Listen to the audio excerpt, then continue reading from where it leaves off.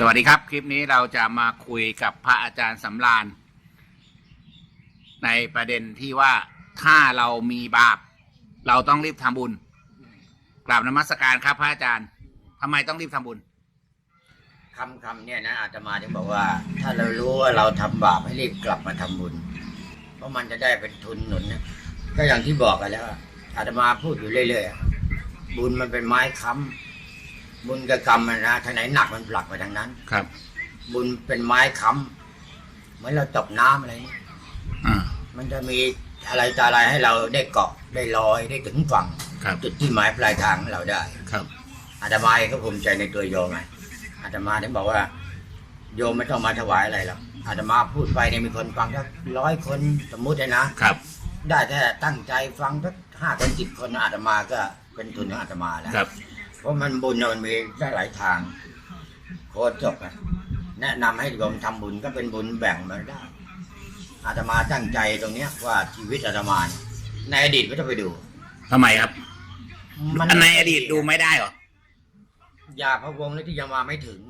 อย่าคำนึงสิ่งที่ผ่านไปแล้วครับถ้าเราไปพะวงไอ้สิ่งที่ยังมาไม่ถึงจะเป็นนั่นเป็นนี่อยากได้นั่นได้นี่มันไม่ได้ใจเราก็เป็นทุกข์ครับปัจจุบันเนี่ยแหละพรุ่งนี้เราจะทำอะไรแล้วเราคิดว่าพรุ่งนี้เราจะไปไหนพรุ่งนี้เราเป็นอะไรครับใช่ไหมอาตมาถึงบอกกับมนุษย์เนี่ยนะเรารู้เวลาตื่นแต่เราไม่รู้เวลาตายเรารู้เวลาตื่นแต่เราไม่รู้เวลาหลับอาตมาจะถามโยมว่าเมื่อคืนน่ะโยมหลับตอนไหนเราไม่รู้ว่าเราหลับตอนไหนถ้าถามโยมก็ได้โยมเป็นเจ้าหน้าที่เป็นคนถ่ายทำเนี่ยโยมจะบอกว่าประมาณ5 ทุ่ม3 ทุ่มไม่เอาดิเอาเป๊ะรู้ไหมเวลาตื่นน่ะ1 โมงในการปลุกพวกมันเรียกตื่นโดยนิสัยครับว่าตี 4 ตี 5พระท่านตื่นแล้วครับปฏิบัติรู้เวลาตื่นแต่ไม่รู้เวลาตายรู้เวลาตื่นแต่ไม่รู้เวลาหลับครับใช่ไหมอาตมาเคยพูดมนุษย์มีจุดตายแค่9 เดียว9 หน้าหรือ9 หลังอาตมาพูดอยู่ประจำมีจุดตายแค่จุดเดียวแล้วก็มีจุดตายแค่หายใจเข้าก็หายใจออกโยมตีความหมายจะได้ไหมครับยกตัวอย่างง่ายๆจุดตายของมนุษย์มี9 หน้าหรือ9 หลังครับที่เขาปล้นร้านทองที่อะไรลพบุรีเมื่อ2 วันเนี่ยนะครับเด็กถ้า9 หน้าไป9 หนึ่งหรือ9 หลังไป9เด็กก็ไม่ตายเนี่ยมันมีจุดตายตรงนี้ไงกระสุนมันมายืนตรงเป๊ะที่โดนเด็กแล้วคนนี้ก็เป็นคนที่เรียกว่าวิบากกรรมที่ทำร่วมกันมาครับเขาจะต้องรับวิบากที่เขาทำครับเขารู้ว่ามีบาปให้รีบกลับมาทำบุญครับคนที่เนี้ยมามอบตัวหรือมาอะไรก็แล้วแต่ต้องไปทำบุญแล้วชีวิตเนี่ยถึงจะถ่ายไม่ได้จะอะไรก็ตามมันก็เป็นจริงอย่าไปทำจริงเหล่านี้นะคนที่เราร่วมกันเนี่ยอาจจะมาถึงบอกว่าโยมขับรถเอาแค่หายใจเข้าหายใจออกหลุดตรงนี้ไปแค่หายใจเดียวโยมก็ไปพ้นตรงนั้นแล้วครับที่รถชนหน้าชนหลังชนที่ตายครับเพราะมนุษย์เราเนี่ยนะอาตมาจะบอก มันถึงกรรมมาตัดให้ตายอายุ20 25 30 40มันมีจุดตายที่เราผ่านมาได้โดยบุญมันหนุนมันค้ำเพราะกรรมมาตัดตรง4 แยกที่ผีสัมภเวสีมันมีนะครับมันจะดึงเราให้ตายแต่เรามีบุญแค่อึดใจเดียววันนี้เราทำบุญอาตมาภาวนาตัวเองเลี้ยงไก่เลี้ยงปลาเลี้ยงหมาเลี้ยงงัวขนขี้เกลือทำอะไรก็แล้วแต่จบอาตมาเผาจบเองเผาทุกวันนี้เขาจะถวายแล้วไม่ถวายเราไม่มาสนใจเราคิดกับลูกจิตพูดกับหลานช่วยจับไปเลยว่าเราขาดทุนเราก็ได้บุญของเรานะมันจะหนุนเราอยู่ครับอาตมาได้รับอะไรสิ่งตอบแทนจากลูกจิตหลายอย่างจริงๆโยมครับอะไรบ้างพ่ออาจารย์อย่างกับยกตัวอย่างบุคคลนะอาตมาพูดว่าผีแกล้งไม่แรงเท่าคนแกล้งผีแช่งก็ไม่แรงเท่าคนแช่งครับเสียโบเจ้าของลูกหนูวัดโบสถ์ในวิรัตตั้งตนเนี่ยนะเขาบอกว่าอย่างที่พี่พูดไอ้เสียโบคนเดียวกันเหรอคนเดียวกันไหมเขาเป็น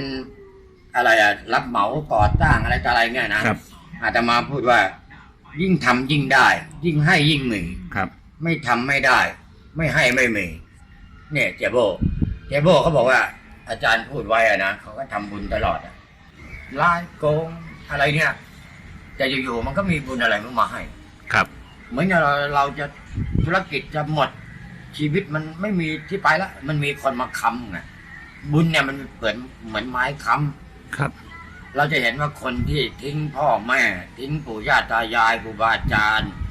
ขายสมบัติได้ ทุกวันนี้ก็หมด ทิ้งพ่อแม่เป็นผีนั่งเหงาอยู่ข้างกำแพงโบสถ์ ครับ จิตวิญญาณมันมีพลังงานรับรู้รับทราบอาจจะมาเจอกับตัวเองนี่แหละ อะไรบ้าง คนที่ขายสมบัติแล้วหมด คนที่ได้ทรัพย์สินมาโดยทางที่ถูกหวยรวยอะไรมันก็ช่าง ไม่ทำบุญให้เป็นทุนแล้วมันจะหมด เห็นกระตา เพราะผมไม่ต้องเห็นกับตาได้ยินกับหูมองเห็นกับตัวเลย ตัวอย่างมีเยอะไหมครับพระอาจารย์ ฮะ ตัวอย่างพวกนี้ มันมีให้เห็นแม้แต่อาตมาเองก็เห็น ครับ แล้วบางทีเนี่ยนะนักเลงเลิก ครับ อาตมาเป็นคนจบลูกหนูเลยนะเขาดูกันเป็นหมื่นคนน่ะ ครับ ในสนามน่ะอาตมาพูดว่าเป็นอะไรอ่ะเบาๆคนขับโชเฟอร์ก็นั่นไว้ปิดแล้วนั่นนะครับ ผม จ้ะเดี๋ยวจะเล่าอะไร เล่าต่อเลยครับพระอาจารย์ อาตมาพูดว่าเป็นโคจกอยู่ในป่า ดีกว่าเป็นราชาอยู่ในคุกทำงานจนสว่าง ดีกว่าหลับอยู่ในตารางนะเพื่อน นี่เป็นคำพูดของเสือเลยนะแล้วก็เข้าหลักประหารไปสมัยนั้น เป็นคำพูดของเสือเลยเหรอ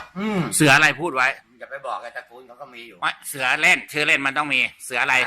เป็นคำพูดของเสืออะไร เสือผาด คำพูดของเสือผาด อาตมาเด็กๆ แล้วก็ลูกพี่อาตมาก็ติดคุกอยู่กับเสือคนนี้ ครับ เขาพูดไว้เลยว่า เป็นยาจกอยู่ในป่า ดีกว่าเป็นราชาอยู่ในคุก เพราะนี่เสือนี่เขาเป็นราชาอยู่ในคุกเนี่ย ครับ เขาเรียกขาใหญ่ในคุก ครับ เขานอนสบายมีคนนวดมีคนปูที่นอนให้อาหารอะไร ครับ เขาเรียกว่าขาใหญ่ในคุก ครับ ถึงบอกว่าเป็นยาจกอยู่ในป่า ดีกว่าเป็นราชาอยู่ในคุก ครับ ทำงานจนสว่างดีกว่าหลับอยู่ในตารางนะเพื่อน ครับ แล้วควบคุมเจ้าหน้าที่4 คนก็มาเข้าปีกเจน อ่า สมัยนั้นโดนไป8 นัด ตายไหม ก็คงจะไม่รอดอ่ะ ครับ เพราะลูกแบล็กมันสมัยนั้นใช้ปืนกลแบล็กยี่ห้อแบล็กมันกระสุนขนาด 7.62 เท่ากับอาก้าขนาดตัดมันใหญ่ เขาประหารที่ปทุมหรือบางขวาง ฮะสมัยนั้นก็ทหารที่บางฝางเท่านั้น ครับ จ้ะทหารที่บางฝางอาตมาเองก็จำคำพูดของคนที่เป็นนักเลงใหญ่ๆไว้อาตมาจะเล่าให้ฟังชีวิตอาตมาเนี่ยนะพยายามก็ทำบุญทำทานเลี้ยงไก่ปลาหมาแมวอะไรก็แล้วแต่ของอาตมาเลี้ยงไปปัจจัยไม่มีบางทีก็ยืมน้องยืมหลานอะไรเงี้ยไปซื้ออาหาร พระยืมเงินได้ด้วยเหรอพระอาจารย์ โอ้อาตมายืมจนชินแล้ว พระถ้าไม่มีเครดิตจริง ๆ นี่ยืมตังค์ยืมไม่ได้ อาตมาบางทีเนี่ยยืมเป็นหมื่นเนี่ยนะ อ่า อาตมาจะเล่าให้ฟังว่าทำลูกหนูสมัยก่อนเนี่ยเจ้าอาวาดก็ติดป้ายติดลายโฆษณาแล้วไง อ่ะ ยังไงก็ต้องมีล้มไม่ได้ ครับ อาจารย์บอกว่าอาจารย์ลานมีปัจจัยแค่30,000อาจารย์ช่วยไหวไหมไหวไม่ไหวเราก็ต้องทำ ครับ อาตมาก็บอกกับลูกศิษย์ว่า งานเนี่ยค่าแรง300ก็เหลือสัก200นะครับ ช่วยกันลูกศิษย์ทุกคนก็เต็มใจ อ่า งานจบเจ้าอาวาดอะหลวงพ่อดังๆอะนะครับ ก็ช่วยกัน อาตมาทำเขื่อนอยู่นะมีโยมที่เนี่ยโทรไป ครับ หลวงน้าอยู่ไหนนะมีโยมมาหา อ่า จะทำบุญ อาตมาได้นั่งรถมาได้กะ ปัจจัยไม่เกิน2,000 พันนะ คิดว่าญาติโยมทั่วไปมาทำบุญแค่เนี้ย มีโยมชื่อจราวุฒิหนุ่มๆเนี่ยอาตมาทำบุญอยู่ที่ได้ถึงให้เขาเอาน้องกุศล ครับ อาตมาไปถึงที่สนามลูกหนูสำโคกเนี่ย ไปถึงโยมใจจองเราก็ไม่ดูอ่ะ12,000 รอด มันก็รอดตายวิดๆเพราะว่าไหนจะกลับมาทำที่ดินประจิ๋วทำลูกหนู มีอีกจบหนึ่งหญิง มากับโยมอุบาสิกาคนถวายน้ำผึ้ง3 ขวด ปัจจัย10,000 โอ้ชีวิตอาตมาได้ 20,000เลยนะ อ่า แล้วก็มีโยมมาทำบุญ3,000 5,000เนี่ยมาเนี่ยมันได้เองโดยที่อาตมายังนั่งนึกเลยว่าอาตมาเป็นที่จุดแห่งการทำบุญแล้วจะได้ อ่า ได้เอง มันหนุนน่ะเจ้าโบถึงจำไว้ฮะบอกอย่างที่หลวงพี่อาจารย์ว่าเลยผมบางทีไปไม่ถูกเลยนะเรื่องไม้ก็ตั้งไม่ได้ ไปส่งไม้ที่นู่นที่นี่ ไปทำไว้ลงไว้อยู่ๆเขาเอาตังค์มาให้ ที่เป็นหนี้ที่ทวงไม่ได้เลยนะเขาตังค์มาให้ ไม่รู้เขาบอกกันนึกมาเขานึกถึงเอาตังค์มาให้ นักเลงน่ะ นักเลงเลยนะไปไหนพกปืนไปไหนได้ยินอาจารย์ล้านพูด เป็นยาจกอยู่ในป่าดีกว่าเป็นราชาอยู่ในคุก ชีวิตผมก็ติดคุกมาเยอะแล้วอาจารย์ล้านบอกว่า ชีวิตเราย่ำในที่ลุ่มมาพ้นวัยหนุ่มเรายืนมาเป็นที่ดอนน่ะ เราจะย้อนกลับไปในที่ลุ่มอะมันเลยวัยหนุ่มไปแล้ว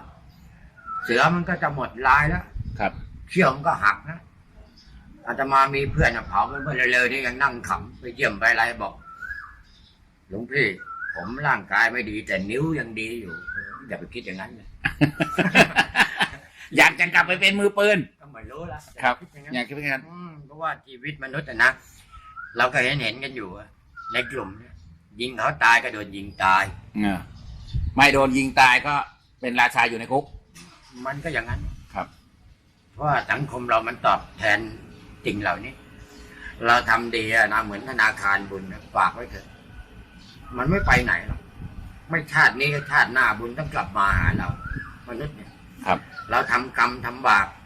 ไม่ว่าชาตินี้ก็ชาติหน้ากรรมต้องกลับมาหาเรา ครับ จะบอกว่าอาตมาเนี่ยไม่มีกรรมแต่มันมีเวรที่ต้องทำ หมดกรรมแล้ว เพิ่งคุยขี้งัวมาเมื่อกี้ พระอาจารย์หมดกรรมแล้ว ไม่มีกรรมแน่นอนไหนโชว์มือไหนอยว่าแต่พระอาจารย์ไม่มีกรรม แต่ไม่หมดเวร ไม่หมดเวรมีเวรต้องไปทำ ครับ มีกรรมต้องชำระ ครับ โยมชำระอะไรต้องกรรมใช่ไหม ครับ นั่นแหละ มีเวรต้องไปทำมีกรรมต้องชำระอาตมาสอนลูกติดลูกหาหลานๆเด็ก ๆ ที่เกเรว่า เองตั้งใจเรียนและเองไปสอบเป็นจปร. ถ้าเองไม่ตั้งใจเรียนอนาคตเองจะเป็นแค่รปภ.ระหว่างจปร. กับรปภ. security เนี่ยมึงเลือกเอาถึงจะเป็นรปภ.ชีวิตมันก็ดีอ่ะเป็นงานที่สุจริตแต่ว่าความสูงส่งในด้านระหว่างจปร. ที่เองเรียนเก่งทุกวิชาเกรด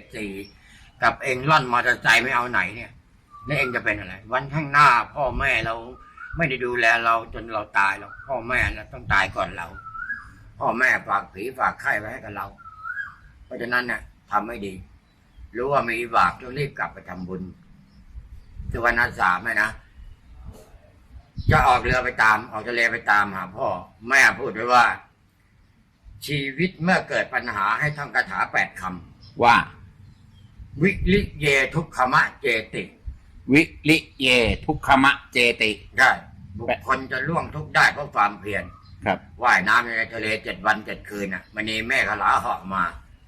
ช่วยขึ้นฝั่งได้ ไปจุดที่หมายปลายทางได้ 1เพราะมีความเพียรเป็นที่ตั้ง ครับ 2มีบุญกุศลเก่าเป็นที่ตั้ง เป็นที่ค้ำที่ยันมนุษย์ เราไปหลับตาเห็นผีไอ้นู่นไอ้นี่เก่งกว่าหมอเยอะไปหลับตาหาไอ้พวกที่เขาฝังไว้มั่งหมอเนี่ยนะวิจัยโรคหมอต้องเข้าเครื่องแลบวิจัยกันเทคโนโลยีสูงมากเป็นวันนะถึงหมอจะรู้ ครับ คนบางคนที่ทำรายการโทรทัศน์หลับตาแป๊บเดียวเห็นสัมภเวสีผีบานเลยด้วยในนี่ตรงนั้นตรงนี้ นั่นก็เป็นทางที่ดีของเขา ครับ เป็นอาชีพแต่จริงไม่จริงเราไม่สามารถจะรู้ได้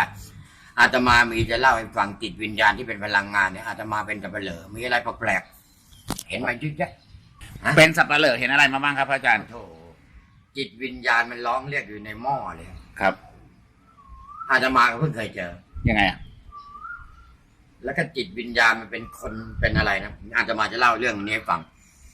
มีคนขับมอเตอร์ไซค์อายุ ประมาณเกือบ27 28เลย25ตกมอเตอร์ไซค์ก็น้ำก็ไม่ลึกมอเตอร์ไซค์ทับเมาแล้วก็นิมนต์อาจารย์แล่มท่านพระครูแม่ตาธรรมคุณไปเรียกมาอาจารย์แล่มเนี่ยนะมีวิชาเป็นอาจารย์ของอาตมา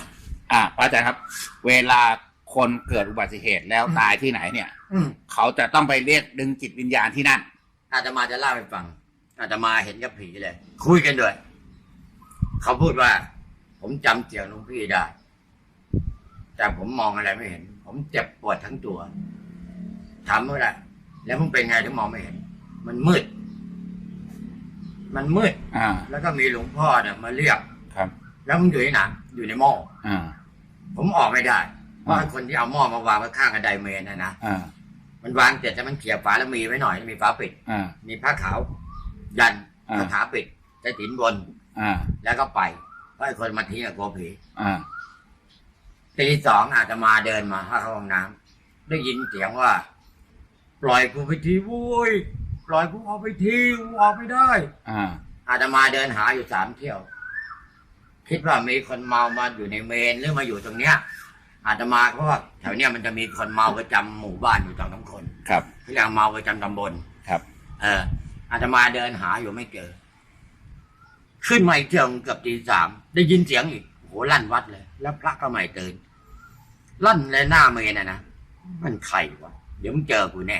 กินในใจอะนะ เพราะอาตมาเองก็วัดที่เมาหลับมาหลายคนแล้ว